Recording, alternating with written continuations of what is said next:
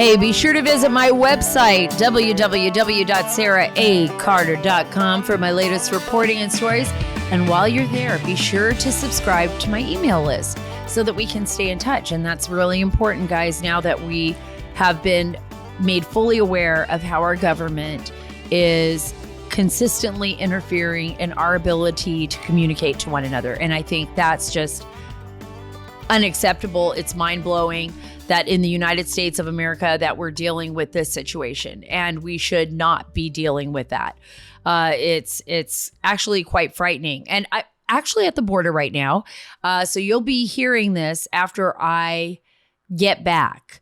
So it's kind of weird. It's a pre-recorded show, and I just want to be upfront about that. But it's so important.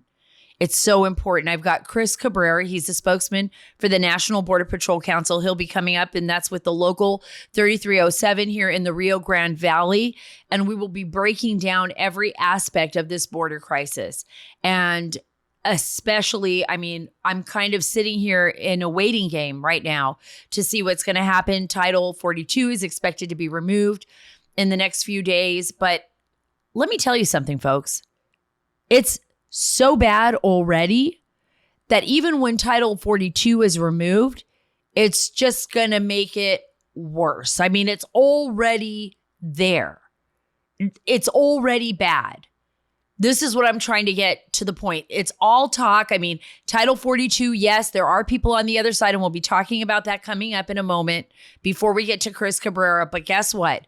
It is horrible right now. It is horrible. Thousands of people waiting to come in.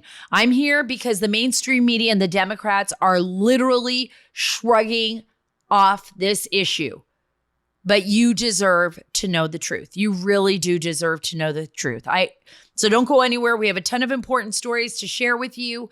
I will fill you in on everything that's happening here at the border because we're like family. Every time I do an episode on the border, I get so many emails, so many text messages. You guys get it. Our government doesn't. And they are going to put us, and they already have, in so much danger.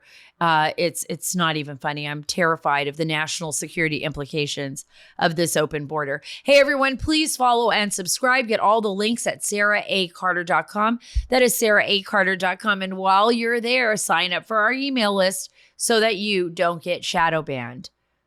You guys know I love Mike Lindell, right? I always talk about Mike Lindell. I talk about how great his organization is, his company, and how he supports us. Yes, the Sara Carter Show. And I support him too because I believe in American-made products. I believe in them. I believe in the work that Mike Lindell is doing. And right now, I know it's past Christmas.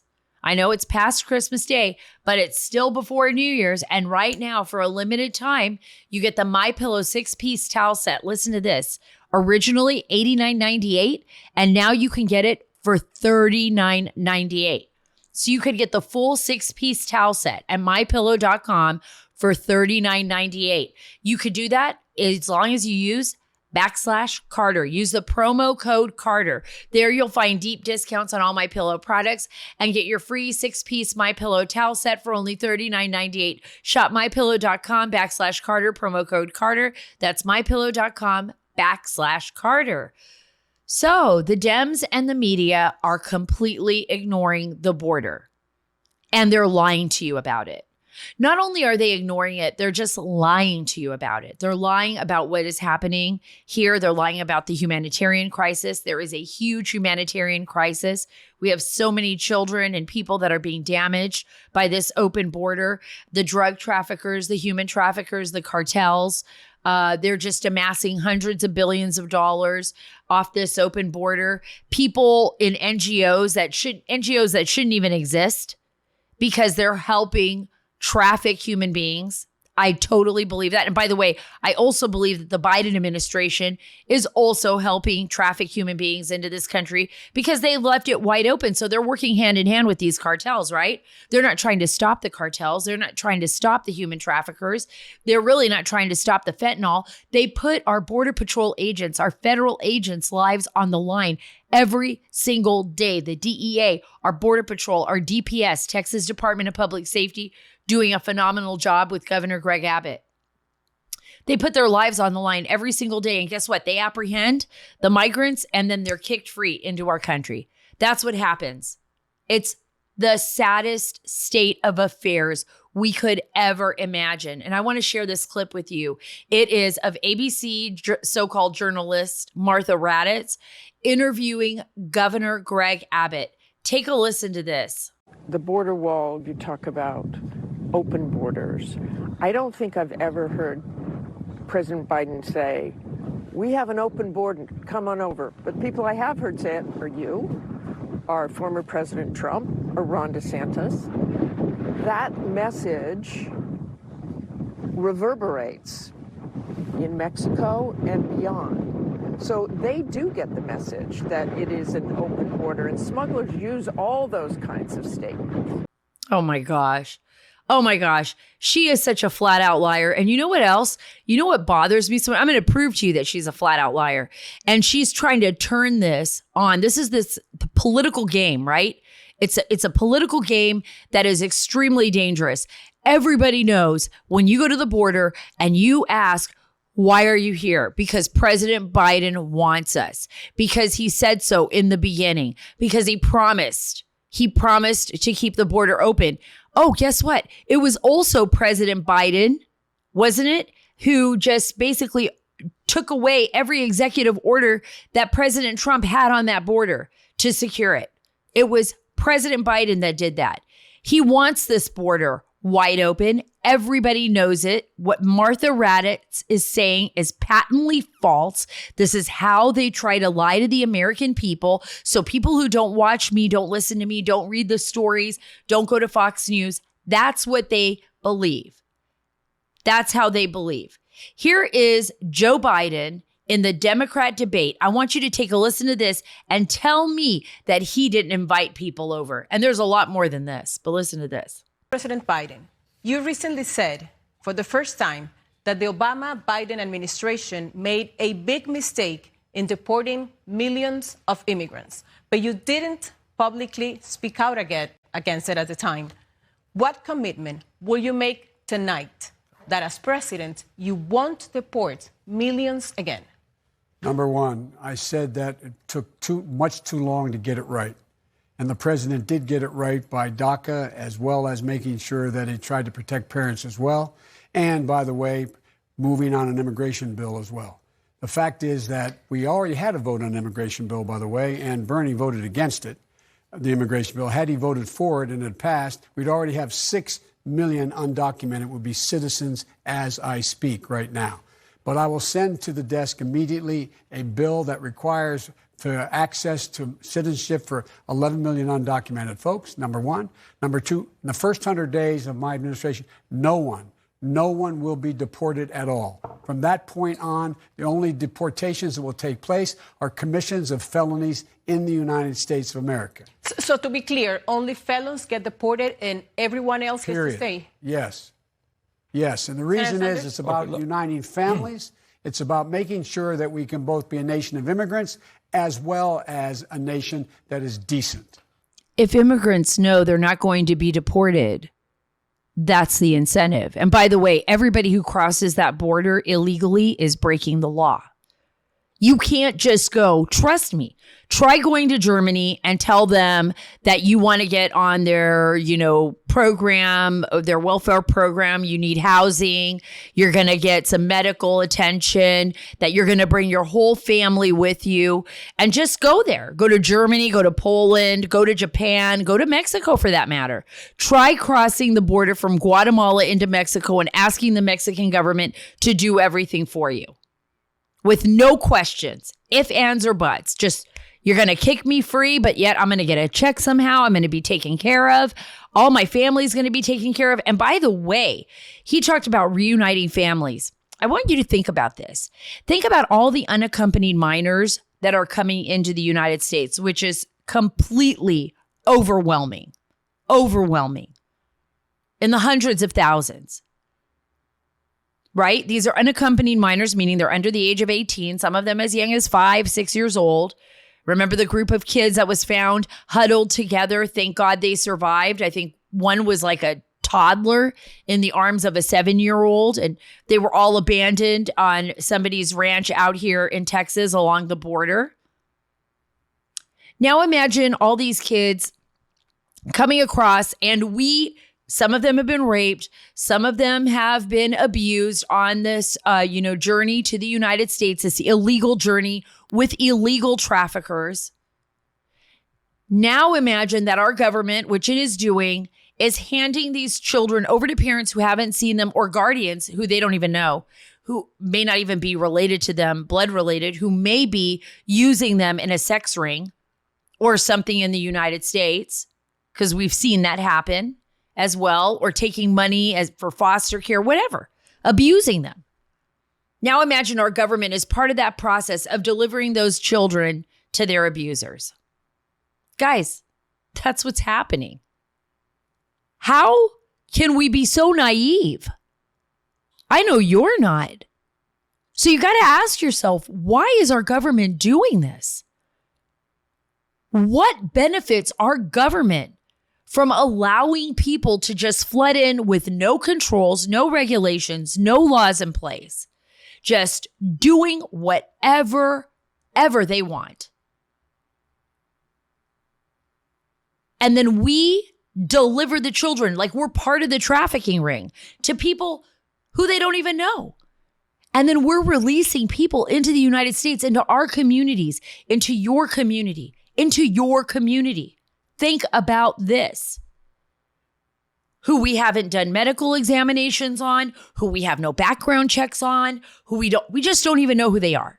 They could be anybody. They could be the greatest person in the world. We don't know. Or they could be the worst person in the world. Or they could be the person driving down the street drunk, no license, no ID, no nothing, and God forbid, kill a family member or somebody we love, or us. And then what? And then what? Is Biden going to come and say like, oh, I'm so sorry. I left the border wide open. I didn't let our law enforcement officials do their job. And by the way, what about all the millions, hundreds of millions of taxpayer dollars that go into these agencies of ours, only to have their hands tied behind their back? So what kind of joke is it? Is the joke on us? Is a joke on me? It's on you? It's like theater, right?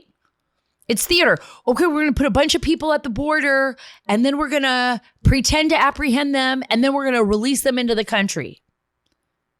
They really, truly believe that we are that stupid. And they try to ostracize anyone who talks about it. Can't ostracize me. You know why? Because my mom was an immigrant. She came in the right way. I speak Spanish fluently. I know what's going on down there. I talk to people. I'm at the border right now. I've been to the border so many more times than I don't even think she's ever been. Maybe once. I don't even know. Then our borders, so-called border czar, Kamala Harris. What a joke. Then President Biden, who said he didn't even have time for it. Why?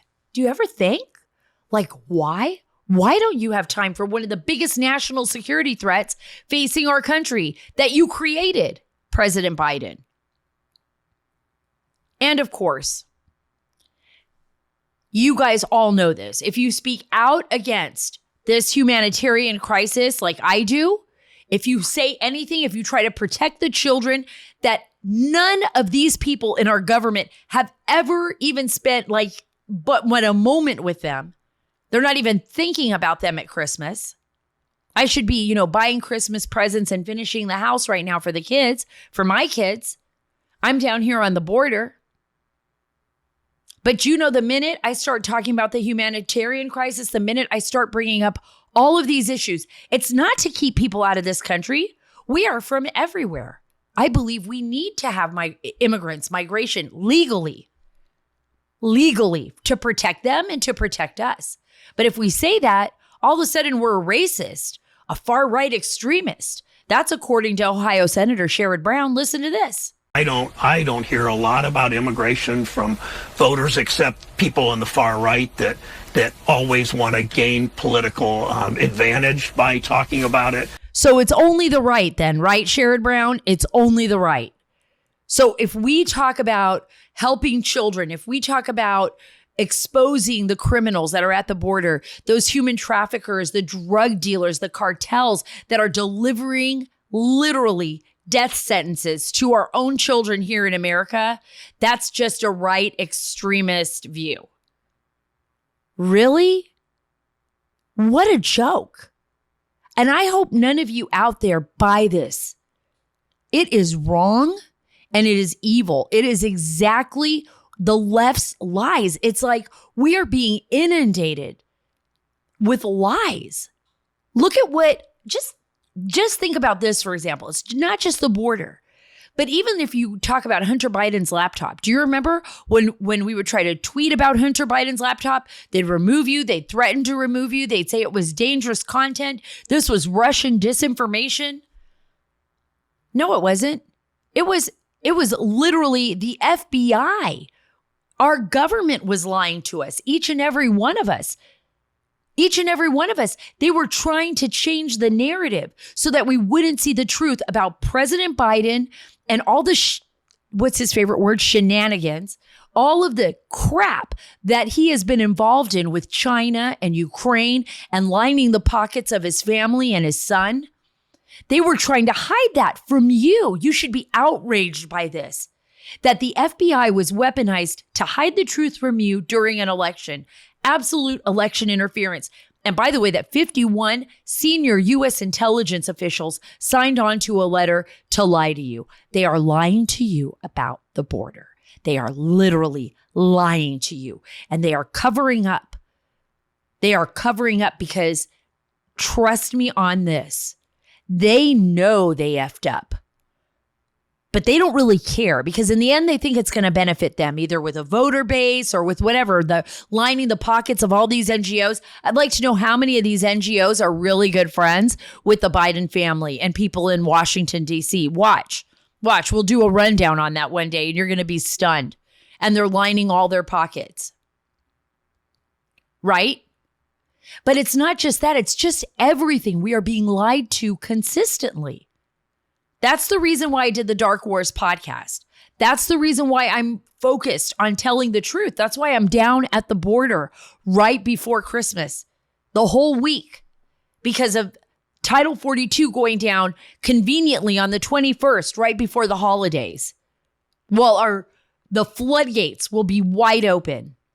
And who's going to tell all the parents whose children die, before the end of this year even, of fentanyl overdose? Because they took an Adderall or a Percocet or an Oxycodone or whatever, and they thought it was a pill, that they could take a prescription pill, and they're never going to come home. We really have to think about why the government is doing this, because why are they working so hard to ostracize anyone who is telling the truth? Anyone. Look what they did to the New York Post. For crying out loud, back to the Hunter Biden, saga. So I'm telling you right now, don't believe what they say. Martha Raddick, she lied. She knew she was lying. And she knew she was trying to play Governor Greg Abbott, and he didn't allow that to happen. You guys, I'll be back in a few minutes with Chris Cabrera. He is the vice president of the National Border Patrol Council here in the Rio Grande Valley in Texas. And he has been a longtime Border Patrol agent and good friend of mine. So happy to have Chris Cabrera on the show with us. Chris, thank you so much for being on the Sara Carter Show. Oh, no problem. I appreciate you guys having me. Yeah. By the way, by the time this actually runs, it'll already be just past Christmas. And so happy Christmas. Merry Christmas to you. Yeah, likewise. Merry Christmas to you and the family as well. Yeah. So the big thing is I'm here on the border and we are preparing for a massive surge. I don't know what this is going to look like on Monday when this runs, but I can feel the tension everywhere. I feel the tension with Texas Department of Public Safety. I feel it when it comes to the governor right now and what they're anticipating, and especially right now with U.S. Customs and Border Protection. And you are the vice president of the National Border Patrol Council. You're out here in McAllen, and just walk me through what's going on right now and what you're preparing for and how we're going to handle this. Yeah, and I think that's the unfortunate side of things is we haven't heard anything on the Border Patrol side of what the plans are, which it's a trickle-down effect. Obviously, Governor Abbott's doing a great job with what he's doing, but he can only do so much as this is, a federal law enforcement thing. So he can do a deal, but if we don't have the information, then he doesn't have the information. And, unfortunately, the U.S. government's just going to play this one by ear. So we don't know if wait, how do we play this by ear? How do we play this by ear? I mean, they have literally been advertising this wide open border now under the Biden administration. And now we're looking at, the floodgates are already open. Now it's going to be even worse. How do we play this by ear? What are the guys saying in Border Patrol? They got to be complaining. Well, and I think the president said it.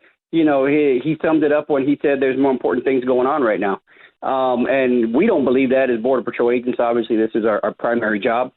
We believe it's the biggest problem right now. Unfortunately, he doesn't share those concerns. So if he doesn't share that concern, then Secretary Mayorkas doesn't share that concern.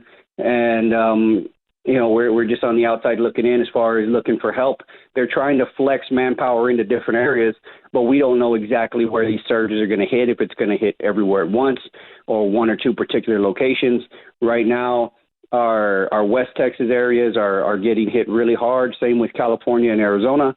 And South Texas has obviously always been a hot spot. So I don't know what they plan on doing, how they plan on coping with it. If you look at just the manpower, just the flood of humanity that's going to come across looking to be released into the country, you also have to look at the ones that are trying to evade detection, the drugs that are coming in, the guys with criminal records that are coming in. There's going to be nobody out there to stop them. That's right. I was just talking earlier today to somebody who sent me an actually very interesting chat group on Telegram. They were able to intercept a Telegram group, and it was a smuggling ring that is on Telegram, basically giving people direction as to what they need to do. And this in particular, this had to deal with the Cubans, and they were talking about how they were going to bring them up, how it was working. I said, I asked them specifically, like, how are they moving people? Why is the Cuban government even, and this is to an official, a DHS official with knowledge of this, I said, how are the Cubans even getting out of Cuba? And they said, oh, well, that's easy because they're taking the money from people here or people that they know to pay for this to be transported illegally. They're hooking up with these people on Telegram now or on the internet that are these smuggling rings connected to the cartels. And the Cuban government is basically pocketing the money, and they open the sieve because they don't want to have a problem with some of these people rising up against them. So it's kind of like alleviating, it's like the release valve. So get those people out of here that they think are going to be more concerning. But they also said that now they're actually seeing people that have actually come out of Chinese prison. I'm sorry, not Chinese, but out of Cuban prisons heading towards the border. What are you hearing anything about that? I know Venezuela was an issue, but are you hearing anything about Cuba? We've long suspected it that most countries are going to give us their undesirables. We do have a lot of people that are coming to work. Obviously, there's always the working factor, but then the other factor is the government says, hey, we got these guys that we don't want them here. And apparently the U.S. will take anybody, so they're just sending us their lowest of the low because they don't want the criminals there. So they just give them to us, and like a bunch of dummies, we take them. What's going to happen with the documentation on Title 42? Because if we're holding people or if we have Title 42 going to the courts, but once Title 42 is gone, are we going to still be able to take them to court based on Title 42, or does that all get thrown out the window and all those people get released? What happens to the people that are already here? I have no idea, but I imagine it would be because most of them aren't going to show up anyway. So I think that, at the end of the day, regardless of what their paperwork says, they don't care because, well, quite frankly, the government doesn't care. Right. I'm looking at this right now, and it's on Telegram, and it's basically they call themselves the Bank Central of Cuba, the Central Cuban Bank, and it says they have a service to transport you privately from Managua to the frontier of Honduras, to the border of Honduras. And with the Department of Nicaragua, I mean, they even have the Nicaraguan government working with them. So they're basically payoling people in the government. Viaje cómodo, seguro y confiado. So you can travel with, comfort, security, and it would be very private, and you will be you'll be taken on buses, microbuses, other camionetas and sedans. I mean, this is like right on the internet. Yeah, and and then you get into some of these countries, the poorer countries, and then you get into Mexico, and cash is king out there. If you have cash, it doesn't matter what your passport says. You throw some cash their way, and they're going to look the other way. And it's been like that for a long time. It's going to continue to be that way. And unfortunately, we're going to pay the price down here. However, what the rest of America understand is they don't stay down here. Very few people that come across stay down here. Most of them head up to the closest they'll stay is Houston, Dallas, but usually they're going to the East Coast or the West Coast, or points in between. But they don't stay down here on the border region for more than a couple days, and then they're back to your neck of the woods.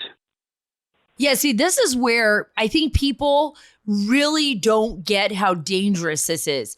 I was talking to a U.S. official on my way down here to the border. I was talking to them about, they have some ideas of what they think needs to be done. And I didn't agree with all of it, but they did bring up some really important points. And one of the points that they brought up was specifically, and I'm going to ask you, Chris, because you and I have been friends for a long time, the fact that right now we saw the report coming out of the House GOP that says they believe, based on the information that we have, that the COVID-19 virus was actually studied in China, in Wuhan laboratory, as a not just gain of function, but as a bioweapon, right? And I'm talking to folks, the border's wide open. People have come in. You've been sick many times, aiding and assisting migrants. You don't even think of yourself. You put yourself last. I've seen it. I know it. I know how many. I know you'll never, you don't brag about it. You don't talk about it, but you have become very, very ill, putting yourself on the line. And now we have basically belief that Chinese Communist Party was developing and is developing bioweapons. We know that's happening with other enemies, but our border is wide open and nobody's required to do anything when they come in, not even a full medical checkup, nothing. I mean, they just let them in and then they let them go on the advice that they have to show up and that maybe they'll go get a medical checkup, but most of them never do. Yeah, and the scary part is if you were to come to this country legally, to immigrate legally into this country, right, you would have to get medical screening. But if you come in illegally, none of that stuff is necessary. So it just shows you the messed up process that it's easier to come in illegally than it is legally. And unfortunately, our government, whether it's Republican, Democrat, or Independent, nobody's done anything in the last 10 years to fix this mess. Nobody has done anything. It's got to be so frustrating because it is for me every single day. I mean, even from the first stories we ever worked on, I think way back in 2013, maybe even before that. But I see, with you seeing what's happened and how much worse it's gotten, I feel this frustration. But aren't you a little bit afraid? I mean, when you hear something like that, like when you think about it, I mean, our border is a huge national security risk. Huge. Yeah, it is. And, with the exception of the former president, President Trump, where he actually had it on his radar to fix something, nobody lifted a finger. Nobody in the political world lifted a finger. And It is. It's a very dangerous predicament to be in because we don't know what's going to happen, who's coming in with what intent. All we know is you just need one. You just need one bad actor, and a lot of people are going to have a bad day. Right. One bad actor, one person carrying a communicable, uncurable disease. We don't know. We just don't know what we're dealing with. And it's not that we don't want people to come to America. We just want them to come the legal way. And now I'm looking over here. We're only an hour away from Brownsville, and across the border in Matamoros are over 8,000 people in a park just held up there waiting to come across. In Reynosa, I hear there's thousands. El Paso, right on the border with Juarez, it's just been a nonstop flow. We've seen all those videos. And we're also seeing that, just all across the board. And even my sources in Guatemala right now are telling me that the floodgates are open there for them too, because people aren't just leaving Guatemala to come to America. There's people crossing through Guatemala to head to the United States border with Mexico. Yeah, and the thing with the Brownsville, there's 8,000 in Brownsville, and that's not even the busy part of the Rio Grande Valley. So imagine what's happening in other parts of the Rio Grande Valley. And if you look at the Rio Grande Valley, it's a straight shot from Central America, so it's the closest place. But a lot of these folks are deciding they're going to go points farther west to avoid the cartel problems we have down here. So if we're getting 8,000 to 10,000, imagine what they're getting in the safer areas. Right. So talk a little bit about the cartel problems before I let you go. And I'm going to be bringing you back, next week, which is this week. You guys are confused because we are pre-taping this. I'm on the border right now. So for everyone, I did this, last week on Tuesday. So when you guys hear this, it'll be a week that's gone by, but it's not information that's going to be old. We're talking about very real issues that are affecting us right now. So as we speak, thousands of people are coming across this border. And even when you hear this, it is still going to be ongoing. So let's talk a little bit about that before I let you go. I mean, this has got to be a huge issue for everyone inside Border Patrol, right? I mean, because come next week, it's wide open. I don't know what you're going to do. Yeah. And, as far as holding. Yeah. And then you have the DPS aspect because our Texas Department of Public Safety is doing an outstanding job helping us. And they really are. Guard, they're doing a great job. And the other ones, the game wardens that come down, the local municipalities. But there's only so much infrastructure that we have Border Patrol wise to hold these people, to process these people. And it's like a funnel, but that funnel it's bottleneck, and that bottleneck is too small. We don't have the facilities to do what we need to what needs to be done. Every other federal entity has a no vacancy sign. They say, oh, we can't process. The bridge says we can't take any more. The CIS says we can't take any more. Refugee resettlement, we need to catch up. But with Border Patrol, there is no vacancy sign, so people are continuously flooding in, and we're just completely overwhelmed. We're like Motel 6. We'll leave a light on for you, and it's stretching our guys too thin, and it's dangerous. It's very dangerous, especially when there are some bad folks mixed in with the passive folks that are coming across. Well, you and I are going to be out on the border this week. My heart's with you always, and with every single agent, Border Patrol agent that's out there on the front lines, giving everything they got for our country. I mean, this is absolutely unbelievable to me that we're at this point in our nation, and the fact that the majority of mainstream media really isn't covering this the way it needs to be covered. I think it's picking up a little bit more steam now just because of the end of Title 42, if that happened. I mean, we're still at a guessing game here. We're, a few days away from that right now, me talking to you. But it is a very dangerous situation. When you hear the president and you hear, Karine Jean-Pierre at the White House, the press secretary saying that everything's taken care of, what goes through your mind? That we have we have a plan. Yeah, my thought is, well, come on down then. Come on down and take a look. And if it's so safe, we'll pitch a tent for you, and you can you spend a couple nights on the river. If it's that safe for you and everything's secure. It's just amazing that they won't come down and take a look. you want to fix something, you have to get eyes on it, and they just don't want to do that. So they're just patently lying. I mean, they're just lying. Yeah, oh yeah, they're just flat out lying. Wow, Chris, I'll be seeing you later this week. I'll be with you in my heart and spirit when you're out there on patrol. And I'll be out there on the front lines with you to get the stories and bring them to all of our listeners and viewers live. Thank you so much for being a part of the show today. All right. Thanks for having me. Talk to you soon. Okay. Talk to you soon. Thank you. All right. Bye-bye. All right, before we wrap up the Sara Carter Show, first I want to say thank you, and I hope you all had an amazing Christmas. I did with my beautiful family, and by the time you hear this, I will be in Utah still with all my kids and working on other podcasts and other podcast shows before the end of the year. So please remember, guys, please remember to send me your ideas. Let me know. Send emails. Leave reviews. I will read them. I will definitely put them up for consideration, and we will be hitting the ground hard 2023 to make sure we bring you all the stories that you deserve and all the stories that I hope will enlighten you and reveal the truth. No more liars, right? We don't want that here on the Sara Carter Show. No more liars. So before I go, this is a really fascinating story, sticking with our, immigration theme here. But I don't know if you've heard this, but Biden's migrants are literally displacing Americans from homeless shelters.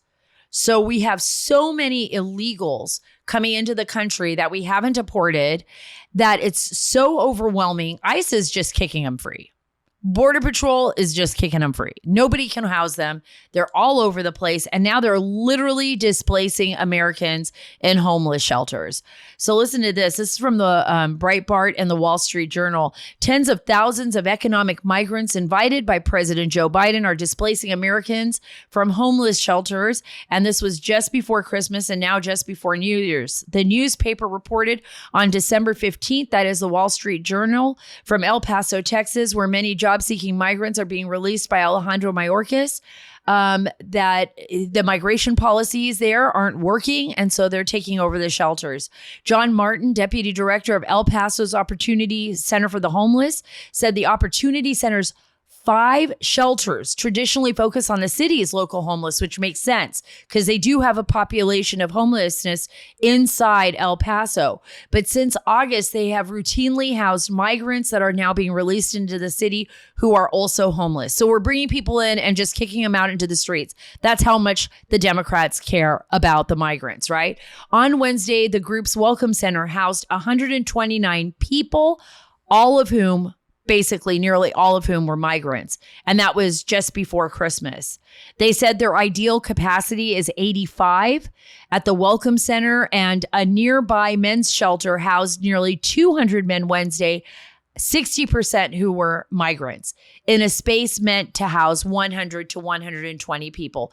Folks, we're living in crazy times. We're living in times that, I don't know what's going on here. I believe that as Americans, we really need to start speaking out. For those of you who are part of that silent majority, please don't say silent anymore. Don't do it. Just speak up. Don't be afraid. Let's do it together. Let's make sure we hold our lawmakers accountable, or we're not going to have a country. And I truly believe that. We are going to lose our nation the way we know it. And then once we do that, once we give that up, we won't have anything else. So let's get into the new year by making a promise and making a commitment that we are going to do everything we can to make this a better place, okay? You and I together to take our country to new heights, to make it even better than it's ever been. We can have those aspirations and goals. We can feel proud to be Americans. And as the new year rolls around, guys, you and I together can make that commitment. That could be our New Year's resolution. Get more involved in your local communities. Get more involved in your child's school if you have children. Know what's going on out there. And just take a little bit of time to fight back and to fight for our country. We really, really, really do. And remember that an open border is an attack on America's poor and working class as well. We've got to do what's best for everybody here. And that means for the people that are being migrated and illegally trafficked into the United States, and our own children here at home and our own communities. God bless you. God bless our great nation, guys, and God bless the great state of Texas.